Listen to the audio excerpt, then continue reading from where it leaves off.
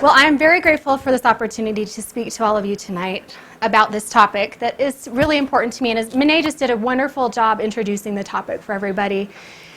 And as we know, the initial title, the actual title of the talk tonight is Turn Your Face to the Sun and the Shadows Fall Behind You. So let me tell you a little bit about where I got that. That's actually a Maori proverb from the people of New Zealand. And I came across it a few years back when I was in some pretty shadowy times myself. And I'll talk a little bit about some of those shadows a little bit later. But suffice it to say, I was reading through a magazine one day, feeling very overcome and very dark and in a very dark, deep place. And I found this picture, and it was a picture of the beach and a woman walking and the sun shining, and she was turning toward the sun and she had a shadow behind. And I ripped it out and I placed it in my room, in my bathroom, right in the corner of my mirror so I'd see it every day to remind me that I did have some choice in how I chose to deal with the shadows of my life, that I could choose to turn toward the sun or to turn away. So we'll talk a little bit more about that, but I want to do a little instructional time here. Okay, we'll start here. Okay, so what I want to do is a little demonstration about this idea of turning our face to the sun. So we have some lights in this room, and as you can see, the lights are causing me to form a shadow, right? So right now I'm facing toward, if we pretend that the light is the sun, I'm facing toward the sun. And behind me is my shadow. Okay, so think of a normal sunny day. You wake up and you go outside and the sun is actually shining, and it feels really good to be out in the warmth. So imagine if we're on a cold day and it's sunny outside and we go outside and we want to feel the warmth of the sun, but instead of facing the sun, we actually turn away from it. So now I'm still in the sun, but I'm facing a different way. And I want you to picture yourself if you were in this situation on a cold, dark day and you had the sun at your back, how would you be feeling? What would you maybe think you might do? Hopefully. Want to turn around, hopefully. I mean, it seems simple, right? If you put it in that kind of circumstance, if I'm facing this way and it's cold and dark and I'm shivering and the sun's behind me, it'd be silly to keep facing this way. Now, another thing I want you to notice is when I turn around and face this way into the shadow, what do you notice about the shadow? How is the shadow created? What makes the shadow? The light and me. The shadow is actually created by me. Without me, there would be no shadow. Now, I don't want you to think that what I'm saying here is that the shadowy times of our life are caused by us, but what I am saying is that we do have some choice in the shadows of our life, and sometimes we create more shadows than we need. Sometimes life gives us a lot of shadowy times, and we choose to stay in it. We choose to stay turned around, cold and dark and freezing, and not choosing to turn around and face the sun. Now let's take this a little bit further. Okay, so imagine now you wake up and it's not even sunny. There is no shadow to be found because it's completely overcast, or it's raining, or it's snowing, or it's hailing here in Flagstaff, or it's windy and rainy and snowy and hailing, all those fun things. So what then? We don't even have the opportunity. Sometimes you go outside and you can't even find the sun. You guys have had those days, right? And okay, so does anybody know what inversion is? Who knows what inversion? Can you tell me what inversion is? It's where the cold air and the smog stay on the valley, and so it's much colder there than it is if you go up on the ridge. Right. So the valley kind of locks in the cold and dark, gloomy skies, right? And it's a lot different than if you were to get outside of the valley, right? So in Utah, this happens quite often, and I went to BYU, and so when I was there in Provo at BYU. And I happened to be there during one of the worst winters ever, of course, my second year there, and it was just cloudy every day. And it was not just cloudy, but it was just dark and dreary and drizzly and just miserable every day for weeks on end. And it really gets to me. I mean, I'm affected by the weather, and it starts to get on you, right? You guys feel that way even here sometimes when it's like that. We don't have it so much here because it kind of clears up and gives us a break. But there's a big difference, isn't there, when there's sunshine and when there's not? So when that happens, when the clouds seem to be socked in and we're stuck, then what? What do we do? We can't choose to just turn around and, oh, there's the sun to warm us up and help us feel better. So what I did was, one day I was so overcome by this, I couldn't take it any longer. So I got in my car and I started driving south. And I drove, and about 30 to 40 minutes outside of town, I was surprised. I didn't know this because I hadn't done it before. But I was surprised to find that all of a sudden the sun was right there. And it was completely sunny. I mean, just not too far out of town, it was completely sunny. So I pulled my car off the side of the road and I actually got out and sat on my roof and just like basked in the sun.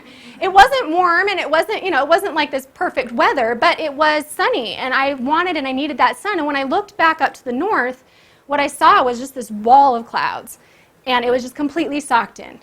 And it was a lesson for me to see that, you know what, even though we feel like there's no sun, the sun is always there. The sun never goes away. It's just that sometimes things can cloud up the sun and block the sun from us. So sometimes it's not just good enough to just decide, oh, I'm going to turn around and face the sun, because sometimes that's not how our life is. Sometimes our life is socked in with a lot of rain and clouds and snow. So sometimes we have to choose to drive and seek the sun. And then the next day we have to drive again and again and again for weeks and weeks until we finally wake up one day and find that the sun is just right in front of us. So when we talk about this kind of example, I want you guys to help me figure out what are some of the shadows that we women might have in our lives. Just name a few. Throw them out. Body image. Body image, great. What'd you say? Husbands. Husbands. You can definitely be a shadow sometimes, for sure. What else? Relationships. Relationships. Health. Health.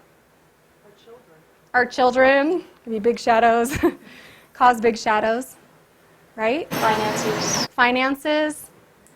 Yeah. Loss. There are so many different kinds of shadows that we could have. If we had time and we could sit here all night and go around the room and have everybody share one shadow, we'd be here for probably a few days. Because I don't even know everybody in this room, but I know some of what's in this room and some of the shadows that you women face and some of the things that, that I've watched some of you go through. And it's a lot. There are a lot of really hard things out there. And on the flip side, there are sometimes shadowy days. It doesn't have to be a full time of shadows. So I like to kind of compare the shadowy times to the seasons.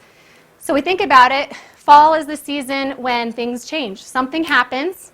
You have a change in your life, a loss, something comes along, something changes. And then that can often lead to a winter where we feel like we're cold and it's dark and we need to go hide inside and recover, basically. And then beyond that, we might finally feel like, okay, I'm ready to try to emerge. But if you think about the spring, especially the spring here in Flagstaff, what's the spring in Flagstaff like? Windy and unpredictable, and you're ready for the sun and you want to get out there and you go outside and then it's just freezing and it's windy and then you go back inside and you retreat and it's kind of this, it's the hope of spring with, you see the tulips wanting to come up, but then it'll snow.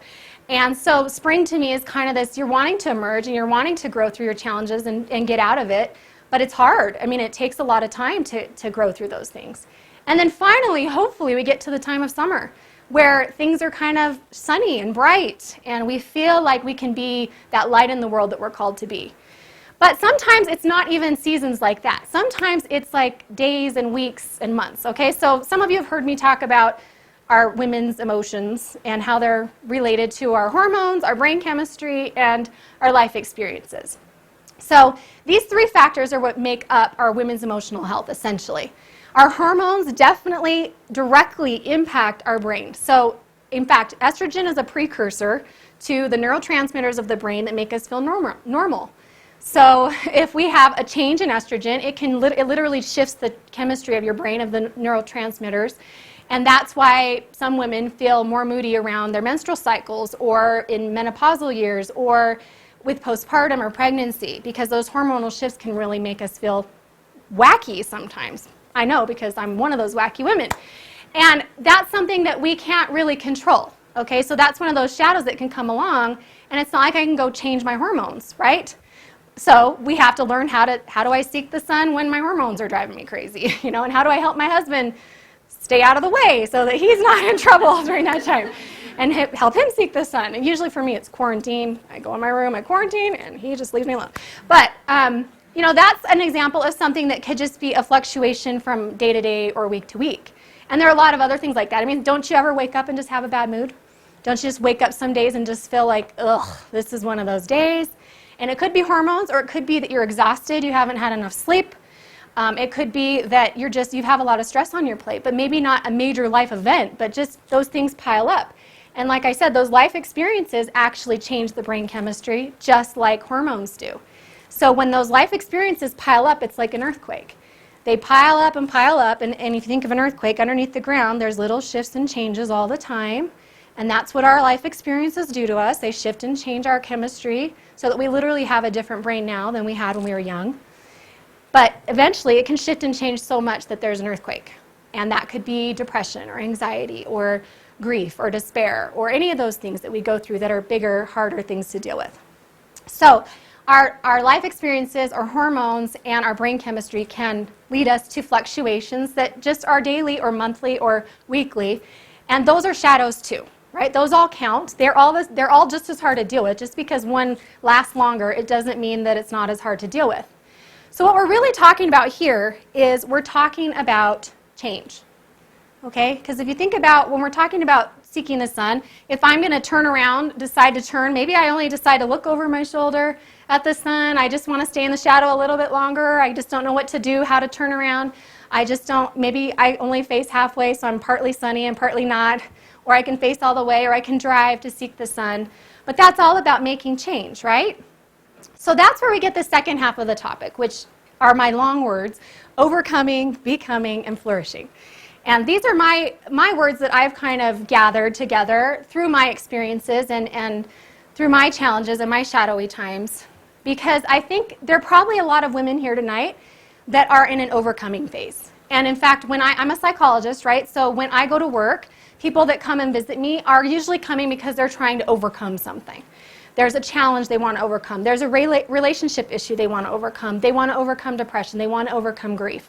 And that's what we start off with. We start off with overcoming. And in my own personal life, I started off with overcoming. But then, at some point, I got to the point where I thought, well, but what's beyond overcoming? And I started to think about with the clients and the people that I worked with, what comes beyond overcoming? There's got to be more. And that's when I started to realize that anytime we overcome anything, we're changing, right? We're growing. And we're becoming more of who we're meant to be. Because I believe that change is one of the key elements why we're here on earth, right? I mean, we're here to, they say what, a test or to grow, to learn. And really all that means is that we're here to change. So think about it this way. Think about you as a baby. Do you remember what your body feels like or looks like? Other than seeing it in pictures, do you really have a lot of memories? You do? Wow. I'm impressed. I'm impressed. I personally don't remember me feeling like a baby, what that felt like. But over time, how many bodies have we really gone through? Our body has changed over and over. And in fact, some of the top physicians say that you literally have a different body every so often because your cells and all the parts of your body regenerate. So we literally have a different body now than what we had before. And that keeps happening over and over throughout our lives. And I'm sure some of us can, we can all attest. We don't look the same now than we did before. Our bodies don't feel the same as we get older. So why would it be any different for our insides? If our outsides change and we literally have a different body all the time, then isn't it expected that our insides should probably be changing just about as regularly, which is pretty regularly, right? So that's why we're here. We're here to change.